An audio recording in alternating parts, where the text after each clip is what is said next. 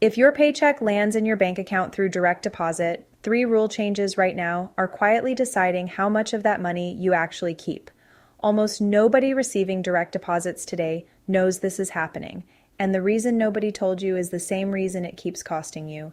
These aren't future risks. They're active right now, on accounts just like yours. Stay to the end and you'll know exactly what changed and exactly what to do about each one. Quick context first. Direct deposit was built to be simple. Money lands, you use it. Two things broke that simplicity. First, apps like Chime, Dave, and Cash App started advertising early access to your paycheck, up to 2 days before it officially cleared. That exposed something banks had quietly done for years, holding direct deposits for 1 to 5 business days, often with no clear warning. Millions found out through overdraft fees on money they thought had already arrived. Second, direct deposit fraud spiked, with scammers targeting HR portals and payroll systems to redirect paychecks into accounts employees never opened. That triggered new rules from 3 different agencies. None of them announced anywhere a regular account holder would ever see. If you're living paycheck to paycheck, these rules matter most, because a single hold can snowball into overdraft fees and a damaged banking relationship. If you're more comfortable, you're not exempt either. The offset rule especially has no income floor. Rule 1. The hold notice requirement banks routinely ignore.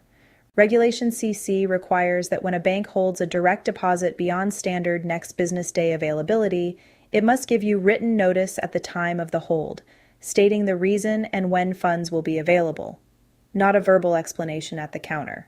Updated enforcement now backs this with real teeth. Banks that hold payroll deposits without written notice face CFPB penalties, and if you incurred overdraft fees during an improperly noticed hold, you can request a refund. Nobody mails you a form for this. You have to ask. Consider Patricia, a nurse who'd held her account 11 years. Her bank placed a 3-day hold citing a new account exception, gave no written notice, and 3 of her bill payments bounced over the weekend, costing her over $170 in fees on money that was already legally hers. She'd done nothing wrong.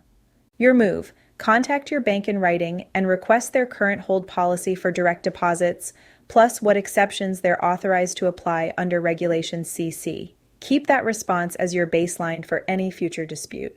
One more detail worth knowing: Regulation CC separates reasonable cause holds from standard ones, and a reasonable cause hold requires the bank to have a documented, account-specific reason, not a blanket policy applied to every new account. If your bank claims reasonable cause but can't produce a specific reason when you ask, that's worth reporting directly to the CFPB. Rule 2, payroll routing fraud and the trace number nobody mentions. NACHA, which governs the ACH network processing nearly all direct deposits, now requires payroll processors to validate that routing, and account numbers actually belong to the intended recipient before money moves. Employers are now more accountable when fraud slips through. And every ACH deposit carries a trace number, a unique ID you can request that tracks the transaction end to end. Almost nobody asks for it, but it's the fastest way to resolve a misdirected or stolen paycheck.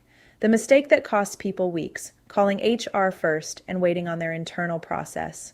Faster path: call HR and simultaneously contact your bank's ACH dispute department with the expected amount, settlement date, and a request to trace that transaction. With the trace number, your bank can go straight to the receiving institution.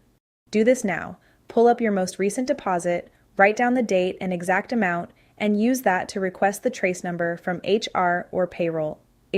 Platforms like ADP, Paychecks, and Gusto usually show it right in your employee portal. It should take under 24 hours to retrieve, and if your employer can't produce it that quickly, that delay itself is worth escalating to your bank. Also worth noting, NACHA expanded same-day settlement windows, so deposits are landing faster for many people, and shrinking the window banks have to justify a hold in the first place. If your paycheck has been arriving sooner than it used to, this is likely why, and it's worth asking your payroll department whether they've adopted same-day settlement. Rule 3. The federal offset program most people don't know exists until it hits them. The Treasury offset program, run by the Bureau of the Fiscal Service, intercepts federal payments, tax refunds, Social Security, federal wages and pensions, to collect qualifying debts like defaulted student loans, unpaid taxes, and now an expanded list of state-referred debts, including court fines and benefit overpayments. Once referred, the offset is automatic. No court order, no lawsuit. If you receive Social Security, know this. Benefits are protected up to a floor of $750 a month. Anything above that is exposed to offset once a debt is referred, and that floor hasn't adjusted for inflation. For federal wages, the offset follows the standard garnishment formula, 15% of disposable pay, or the amount above 30 times minimum wage, whichever is smaller. Tax refunds have no floor at all. A qualifying debt can absorb the entire refund in one pass. The trap. Old debts can sit in the system for years after someone believes they're resolved. Gerald, a retired postal worker, made 8 months of payments on a state tax balance he believed was settled, but the state had referred it to the federal system before his payments even started, and the referral was never withdrawn. His next pension deposit came in over $400 short, with notice arriving 2 days after the fact. If your payment's been reduced, the mistake is calling the creditor agency. They can't undo an active offset, since the Bureau of the Fiscal Service executed it.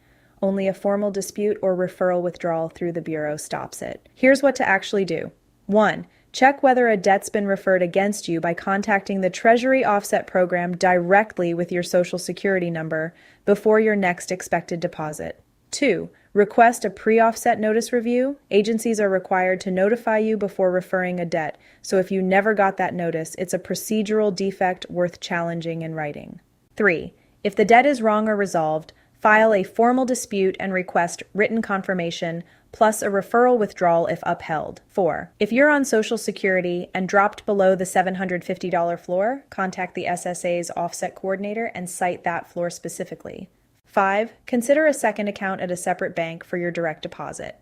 It won't eliminate offset exposure, but it creates practical separation that buys time during a dispute. Check your state's exemption rules too. 6. Document everything, statements, trace numbers, hold notices, correspondence, so any formal dispute moves fast instead of dragging on. One habit that makes all of this easier: turn on real-time deposit alerts in your banking app so you catch a short deposit or a hold the same day it happens, not weeks later. Most banks offer this for free, and almost nobody turns it on. It's also worth knowing that offsets aren't the only way a federal payment can shrink. Voluntary allotments and other federal wage garnishments run through slightly different channels with their own notice rules, but the same underlying principle applies. Someone was required to notify you first, and if they didn't, that's your opening to push back. Closing thread. Your bank, your payroll processor, and the federal offset program are each under specific legal obligations to notify you, in writing, on request, or in advance. None of those obligations enforce themselves. And no, closing your account and opening a new one elsewhere doesn't make any of this disappear. Holds are tied to how new your relationship is with a bank, and offsets are tied to your Social Security number, not your account number. The only thing that actually resolves this is working the dispute process directly, using the specific rules and contacts laid out here.